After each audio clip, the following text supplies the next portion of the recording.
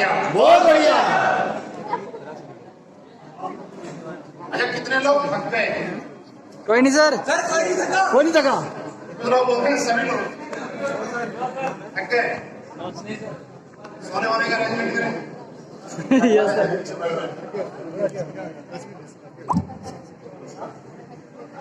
दोस्तों आपको बहुत बहुत धन्यवाद इतना गर्म खुशी से स्वागत करने के लिए। और वो भी इतनी देर से आप लोग बैठे हुए हैं, उसके बाद भी तकरीबन 12:30 बज गए, उसके बाद क्या बैठे हुए हैं। कितने बजे जाना है घर? कितने बजे जाना है? 5 बजे है ना? 12:30 बजे मेरे पास 4 घंटे हैं। हाँ, टेंशन में क्यों आ रहे हो? हमें कौन सा प्राइवेट करना है? 6 बज जाएंगे तो क्या जाता सर? जो खड़े हैं वो एक बार बैठ जाएंगे अपनी आगे सीट खाली। ये मालूम है आप लोग बहुत देर से वेट कर रहे हैं, क्योंकि इंसान की बैठने की भी लिमिट होती है, वेट करने की लिमिट होती है, उससे ज्यादा टाइम निकल उसका। लेकिन फिर भी अगर आपको लगता है कि बैठना चाहिए तो साइन बैठे।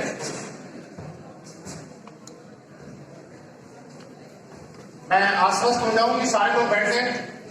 यस सारे लोग बैठ गए। यस सारे लोग बैठ गए। यस। अगेन आप सभी को नमस्कार। नमस्कार।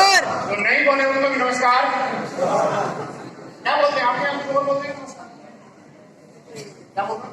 नमस्कार। सलाम वालेकुम या वालेकुम? चलिए वालेकुम सलाम। अस्सलाम वालेकुम। सर अब तो बोलो। बताओ सर मीनिंग सेम है, मीनिंग सेम है, श्याम है सर। और सर मतलब सेम है। किसी को तो ना आए तो उसको किसी ने सीखने में क्या हाथ है? सलाम वालेकुम। सलाम वालेकुम। अब जब बता दिया करो यार। बस thank you very much sir, आपने एक चीज सिखाई। आज का दिन मैं भूल नहीं पाऊंगा आपकी वजह से, मेरा ज्ञान बढ़ गया। सर के लिए भी एक जोता था। एक्चुअल में देखिए हमें आता कुछ नहीं है।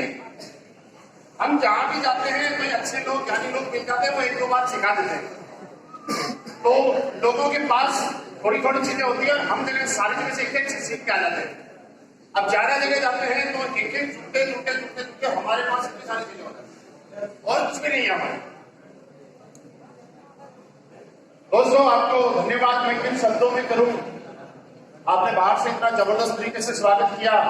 अभी भी 5-6 घंटे बैठे होने के बाद आपने इतना हल्ला मचा के, सीटियां बजा के और इस तरह से स्वागत किया कि मतलब मैं आपको अगर धन्यवाद बोलूं, थैंक यू बोलूं तो शायद ये शब्द छोटा पड़ जाएगा, इसलिए मैं कुछ भी नहीं बोलूंगा।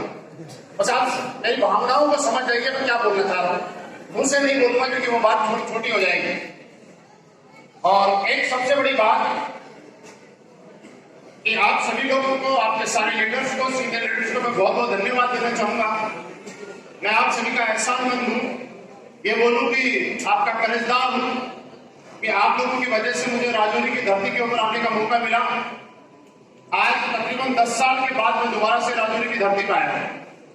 राजौरी से एक पुराना एक रिश्ता है। नेटवर्क मार्केटिंग में आने से पहले मैं आर्मी में नौकरी किया करता था। यहाँ पास में एक जगह है गंभीर नाला, अगर किसी ने देखा होगा। गंभीर नाले में हमारा बेस हुआ करता था और मैं जब छुट्टी काट के आया करता था तो अपना बक्सा, अपने ड्रेस, जो भी आर्मी वाले वो समझ सकते हैं, सारा वहीं रख के जाया करता था। और गंभीर नाले से 1 किलोमीटर आगे पता नहीं कौन सी जगह है, वहां हमारे फॉरवर्ड पोस्ट वगैरह हुआ करते थे। हाँ बीजी वगैरह ऐसा कुछ नाम है, राइट राइट ऐसा। और वहां से 5-6 महीने के बाद में हम लोग एक बार आया करते थे, तो साल में 2 बार आपके इस राजौरी और इस रोड के दर्शन हो जाया करते थे। और मैं जब यहाँ से मेरिट पोस्टिंग चला गया था तो मुझे नहीं मालूम था ये वादियां, ये फिजाएं दोबारा हमें बुला लेंगी।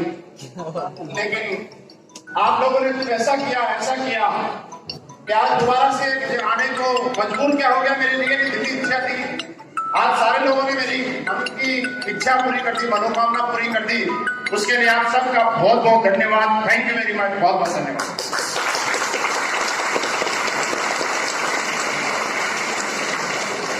दोस्तों आज SDPS wellness all over India में अपनी प्रोग्रेस बुलंदियों के झंडे दिन दोगुनी और रात चौगुनी स्पीड से लहराती जा रही है। लेकिन एक बात बोलने में कोई अतिशयोक्ति नहीं है और ना किसी को कोई प्राउड के साथ बोल रहा हूं। जितने कम टाइम में आज सबसे टॉप का बिजनेस आपके राजौरी जैसे शहर में दिया है। आज तक पूरी एसडीपीएस वेलनेस से पिछले पौने 5 साल में किसी शहर की इतनी हिम्मत नहीं हुई कि इतना बिजनेस दे पाए। मैं आपको मोटिवेट करने के लिए नहीं बोल रहा हूं, लेकिन ये बात मैं रियल बोल रहा हूं। आप कंपनी के डाटा चेक कर लेना। सबसे कम टाइम में सबसे अच्छी ग्रोथ करने वाला कोई शहर है तो वो आपका शहर राजौरी है, जिसका नाम आज कंपनी में भी जाना जाता है। रियली आप बधाई के पात्र हैं। ज्यादा देर में बात नहीं करूंगा, सिर्फ 15 मिनट बात करना चाहता हूं। अगर आप इजाजत दे तो अब आपसे परमिशन मांग रहा हूं।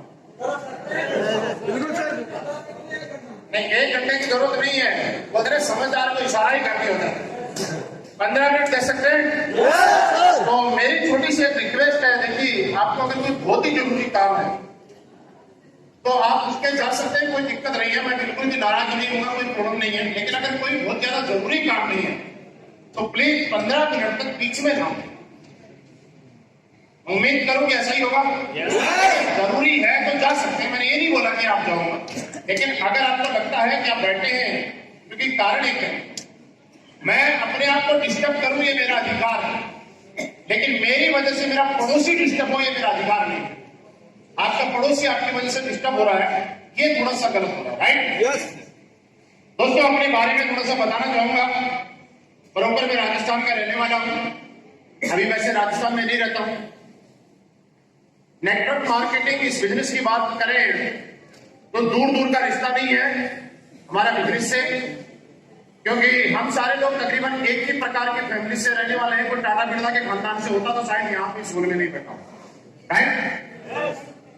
मैं 12वीं क्लास के बाद मैंने बीए फर्स्ट ईयर किया है, मैंने सेकंड ईयर किया है, फाइनल आज तक नहीं किया। मैंने ये फाइनल मैंने नहीं किया है क्योंकि मेरी किस्मत अच्छी थी कि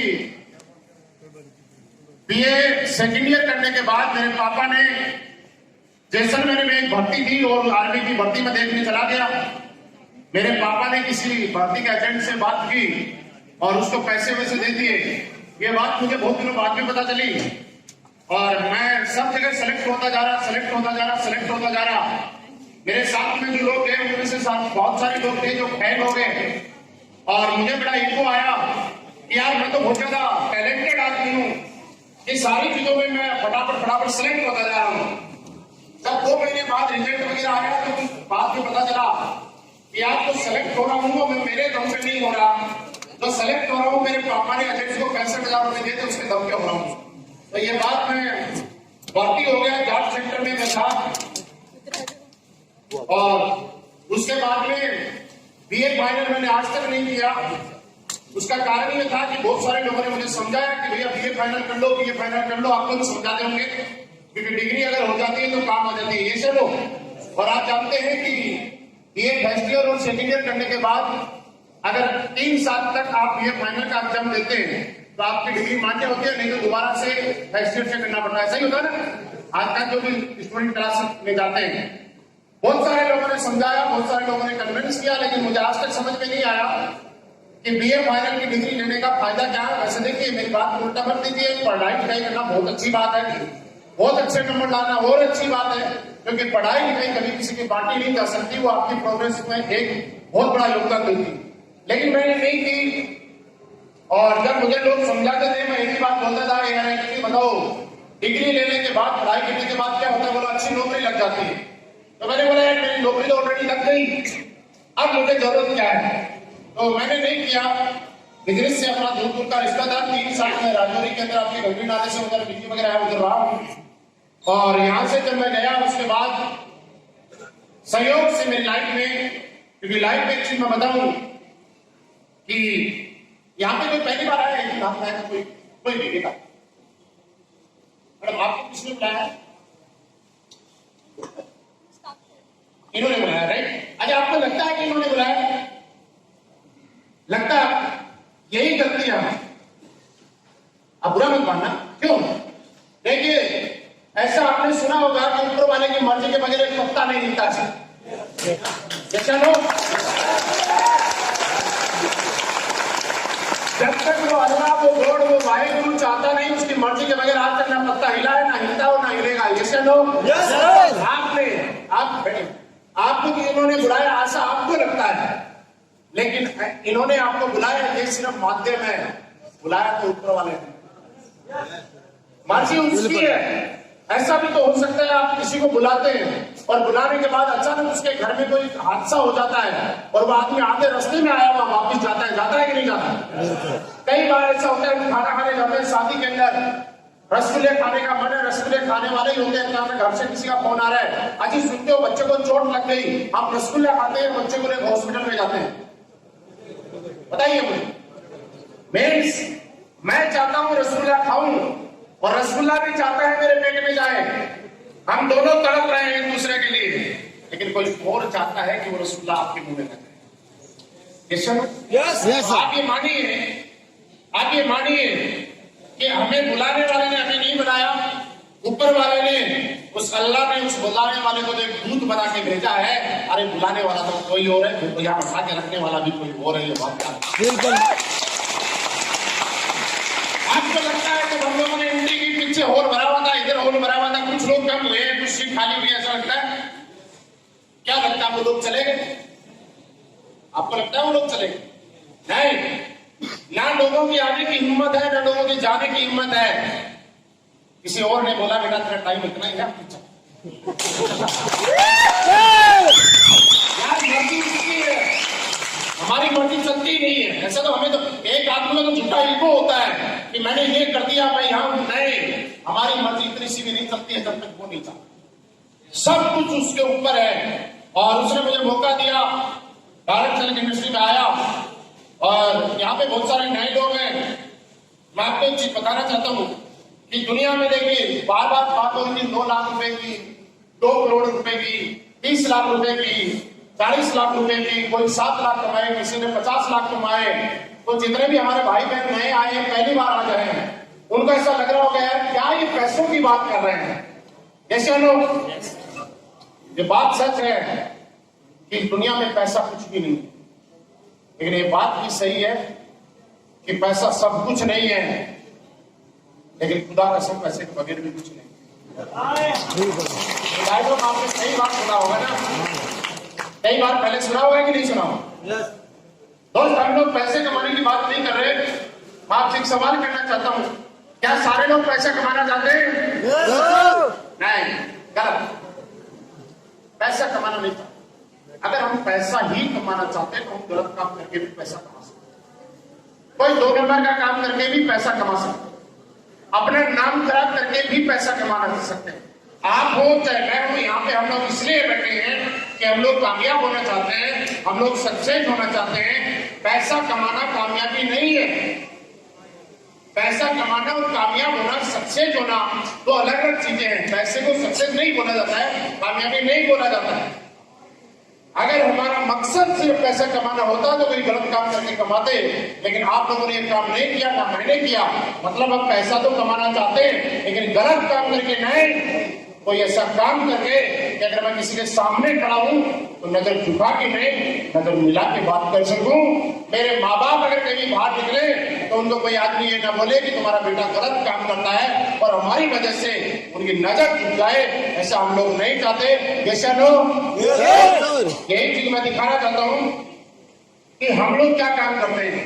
आज हम हिंदुस्तान के, आपके राजौरी में जितने भी लीडर हैं जिनको यहाँ रिकॉग्नाइज किया गया, ब्रोंज से लेकर स्टार सफाई तक, ये लोग लोगों के घर घर जाते हैं, लोगों को आज सिर्फ एक ही बात बताते हैं कि आपको जिंदगी में क्या खाना चाहिए और क्या नहीं खाना चाहिए, कौन सी चीज छोड़ने से आप लाइफ में बीमार होने से बच सकते हो और कौन सा खाना पीना आपकी लाइफ में ऐड करने से आप बहुत सारी बीमारियों से स्वस्थ हो सकते हो। यही बात बताई गई होगी आपके जो लोग, अब यहाँ पे किसी ने प्लान बताया होगा उस सेमिनार में, यही बात बताई गई होगी। आप मुझे बताइए, किसी भी इंसान को लाइफ में बीमार होने से बचने की बात बताना ये आपके राजौरी के लिए, आपके जम्मू के लिए, आपके देश के लिए ये सही काम है या गलत काम है? सही काम। सही काम आपको लगता है? दूसरा काम, हम आयुर्वेद को प्रमोट कर रहे हैं। अगर आयुर्वेद की ताकत की हम लोग बात बताते हैं, सिर्फ इतनी सी मैं बात बताना चाहता हूँ, हमारी लड़ाई किसी से नहीं है। हमारी लड़ाई जो है सिर्फ गलत चीजों के खिलाफ एक लड़ाई है। आज समाज में हम लोग आयुर्वेद को क्यों प्रमोट कर रहे हैं मैं बताना चाहूँ। क्या आज से 5000 साल पुरानी पद्धति है ये जो आयुर्वेदिक हम लोग प्रोडक्ट बनाते हैं? आज से पुराने समय में क्या अपोलो एम्स 40 जैसे हॉस्पिटल हुआ करते थे? क्या होते थे क्या? लेकिन क्या उस टाइम में लोग बीमार होते थे? राजा महाराजा थे, बड़े बड़े लोग लड़ाइयां लड़ा करते थे या नहीं लड़ा करते थे? क्या उनका इलाज नहीं होता था? अरे ऐसे ऐसे नाड़ी वैद हुआ करते थे कि आपकी नाड़ी पकड़ के बता देते थे रात को क्या खाया है। ऐसे ऐसे हिंदुस्तान में जड़ी बूटियां थी कि वो जड़ी बूटियां घोट के किसी को पिला दिया जाता था। और मैं क्या बोलूं, संजीवनी बूटी जैसी बूटी जो मरे हुए आदमी को जिंदा कर देती है, हमारे आयुर्वेद में तो ऐसी चीजें थी। लेकिन आज वो कहां चली गई? क्योंकि हम लोग कहीं न कहीं डुप्लीकेट दुनिया में चले गए, शॉर्टकट की जिंदगी में चले गए, एटोटाइप की जिंदगी में चले गए और सिर्फ बिल्कुल दिखाई जो दे रहा है उसमें चले गए। आप देखिए पुराने टाइम में किसी को सर दर्द होता था, अदरक वाली चाय पीता था। आज के टाइम में किसी को सर दर्द होता है, किसी के पास टाइम नहीं है 5 मिनट चाय पीना, हर आदमी चाहता है फटाफट पैरासिटामोल स्प्रे ले लो, यही चाहता है। आप गूगल पे जाइए, side effects of pain killer ढूंढिए और आप समझ जाएंगे कि इसका साइड इफेक्ट कितना भयंकर है, आपके लिवर और किडनियों को कितना भयंकर तरीके से डैमेज करता है। ये चीज है या नहीं? आज हमारी लड़ाई उन चीजों के खिलाफ है। आज ये कंपनी हमारी जो आई है ये सिर्फ पैसा कमाने गए, ये गलत चीजों के खिलाफ। मैं जब इस कंपनी में आज से तकरीबन 4 साल पहले जम्मू से ही मैंने शुरुआत की थी। जम्मू से बहुत बड़ा लगाव है मुझे। जम्मू से मैंने शुरुआत की थी, नौशेरा तक, सुंदरबनी तक मैं आया हूँ, रियासी तक मैं आया हूँ। लेकिन ये मेरा सौभाग्य नहीं रहा कि मैं राजौरी तक आता। राजौरी पहली बार आया हूँ। मुझे भी लोग बोला करते थे, यहाँ बहुत सारे लोग बैठे हैं, उनके दिमाग में ऐसा आ रहा होगा यार ये दवाइयों की बात कर रहे हैं, प्रोडक्ट की बात कर रहे हैं, अगर खा के कोई मर गया तो आ रहा है कि नहीं आ रहा? लोग आपको बोलते हैं कि नहीं बोलते? कोई साइड इफेक्ट हो गया तो, कोई गलत दवाई दे दी तो। दोस्त ये बात मुझे भी थी, मुझे भी इस बात का डर था, लेकिन मुझे धीरे धीरे किसी ने समझाया कि ये जड़ी बूटियां हैं, हमारे घर में जो यूज होती है वही चीजें हैं। और मैं आपको बताऊं कि आज तक पिछले 4.5 साल के मेरे इतिहास में एक आदमी का ऐसा रिकॉर्ड नहीं है कि मेरे प्रोडक्ट से किसी को नुकसान हुआ हो। लेकिन आपके राजौरी में मैं बता सकता हूँ ऐसे हजारों लोग हैं जो लोग जीने की उम्मीद छोड़ चुके थे। असली के वेलनेस के प्रोडक्ट में उनको एक नई जिंदगी देने का काम। ऐसे ऐसे लोग जिनको डॉक्टरों ने हाथ खड़े कर दिए कि भैया ले जाओ, सेवा करो, इसका कोई इलाज नहीं है, उसको एक नई जिंदगी देने का काम किया है। डॉक्टर जो 20 लाख में नहीं कर पाया, हमारे प्रोडक्ट ने मात्र 20,000 में उसका इलाज किया है। आप मुझे बताइए, आप में से लीडर में पूछ रहा था तो हुआ है कि नहीं हुआ? आपके नॉलेज में है कि नहीं है? आपके हाथों से हुआ है कि नहीं हुआ है? मुझे तो पता भी नहीं, आप भी तो बता रहे हो। आज हिंदुस्तान में जब जाते हैं कोई बोलता है सर आपके प्रोडक्ट से मेरा बेटा बच गया, मेरे दादाजी चलने लग गए तो चल नहीं पाते थे। आप सोच के देखिए कितना अच्छा लगता है। सिर्फ यही काम आज हम लोग कर रहे हैं और हमें लगता है कि पैसा हर आदमी कमाता है, लेकिन पैसा आज तक हर आदमी दूसरों के पैसे लगवा कर पैसा कमाता है। इससे लोग हम अकेले ऐसे आदमी हैं जो लोगों के पैसे बचवाते भी हैं और पैसे कमाते भी। आज कोई आदमी तो 2.5 लाख रुपए में घुटने का रिप्लेसमेंट करता है, 2.5 लाख में। हम लोग बोलते हैं जी 2.5 लाख रुपए तो जाने, अब 20,000 का हमारा डब्बा यूज कर लो। अगर ठीक हो गए तो समझ लेना 2,30,000 बच गए, और ठीक नहीं हुए तो हाथ जोड़ के माफी मांग लेंगे कि आप 2.5 लाख को देने वाले थे 270। इतना ही बोलते हैं। लेकिन जो 20,000 में जब ठीक होते हैं और बोलते हैं बेटा भूखे भी बच गए, कटने से भी बच गया और 2,30,000 भी बच गए, तो सच बताऊं यार मजा आ जाता है ऐसी जिंदगी जीने में और ऐसा पैसा। क्योंकि रियली मैंने बोला था आपको, पैसा सब कुछ नहीं है, लेकिन पैसा इज्जत के साथ कमाया जाए, पैसा सम्मान के साथ कमाया जाए, पैसा लोगों के दिलों को के ऊपर राज करके पैसा कमाया जाए, लोगों की नजरों में अपनी इमेज बना के कमाया जाए, तो उस पैसे की जो खुशियां मिलती है ना वो अलग ही होती है। क्योंकि लाइफ में पैसा कभी खुशी नहीं देता, खुशी हमेशा देता आपका काम। आप काम क्या कर रहे हैं? अगर कोई आदमी 2 नंबर का काम करता है दोस्त, पैसा तो कमाता है लेकिन खुले हम बोल नहीं सकता। यहाँ गाजी के अपना स्टेटमेंट दिखा रहे थे, ऐसे लोग यस सर।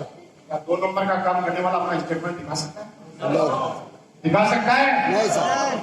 कौन बोलता है कि मदन लाल जी से ज्यादा पैसे जम्मू में किसी के पास नहीं होंगे? लेकिन ओडी क्यों नहीं लेता? 1 नंबर का नहीं, 2 नंबर का पैसा वो, या जिस पैसे को आप यूज कर सको, जिस पैसे का आप फायदा उठा सको। दोस्तों, इसी तरह से मैंने शुरुआत की, सिर्फ अपने आप ने भरोसा किया। जब प्रोडक्ट का रिजल्ट आया, प्रोडक्ट में बिलीव किया, लाइफ में कुछ न कुछ काम करना था, तो मैंने सोचा क्यों ना यही काम करें। और एज ए कैरियर मैंने इस काम को किया। मैं आपको बताऊं, शुरू में थोड़ी सी दिक्कत होती है क्योंकि प्रोसेस है। आप ये सोच रहे होंगे कि यहाँ सारे लोग ही बोलते थे कि लोग बात मानते नहीं थे, फिर लोगों को समझाना बड़ा मुश्किल होता था। तो ये रट्टी रटाई बातें सारे बोलते होंगे दोस्त, लेकिन ऐसा नहीं है। सारी दुनिया के होता है ना, सास भी कभी बहू, आज तक कोई लड़की ऐसी नहीं है जो सीधी सास बन के आई है। प्रोसेस है, बहू बन के ही आना पड़ेगा। और जो बहू बन के आएगी वो एक न एक दिन सास बनेगी, बन ही जाती है। तो जो बाकी के साथ हुआ वही हमारे साथ हुआ, और जो हमारे साथ हुआ वही आपके साथ हुआ। एक आदमी बात सुनने के लिए तैयार नहीं होता था। आपके जम्मू की गली गलियों में मैं घूमा हूं, मैं आपको बताऊं ना, केवल जी से पूछना, एक एक आदमी को ये जो हमारा जॉइंट करेंट ऑयल होगा, जैसे ऑयल, एक एक ऑयल मैंने तेल यहाँ पे लगा लगा के मात्र एक एक तेल तक मैंने बेचा जम्मू के अंदर। एक एक डेंटो डोप लोगों को यूज करा के एक एक डेंटो डोप तक बेचा है। आप दो 100 एसपी का अगर प्रोडक्ट हमारे पास आ जाता था तो हम अपने आप को भोगना कुछ किस्मत वाला समझते हैं। क्यों साहब ऐसा ही था? अरे 100 एसपी का तो सपना भी नहीं आता था हमें। एक एक चीज छोटी छोटी बेचा करते थे। आज से 3.25 साल पहले की बात बता रहा हूँ आपको, जम्मू के बॉर्डर के आसपास के इलाके में, अखनूर के इलाके में, आपके रियासी के इलाके में ये संजोग है जहां हम लोग रात में रुका करते थे, लोगों को काम समझाया करते थे। यहाँ से जब सुंदरबनी जाते तो बस स्टैंड के आसपास एक छोटी सी धर्मशाला से थी जहां हम लोग प्लान किया करते थे। क्या नाम था उसका? पता नहीं, कुछ नाम था। शुभम, हाँ शुभम होटल में मैं कई बार रुका हूँ। आगे सुंदरबनी में आप जाएंगे तो आप देखेंगे वहां मैंने बहुत प्लान किए।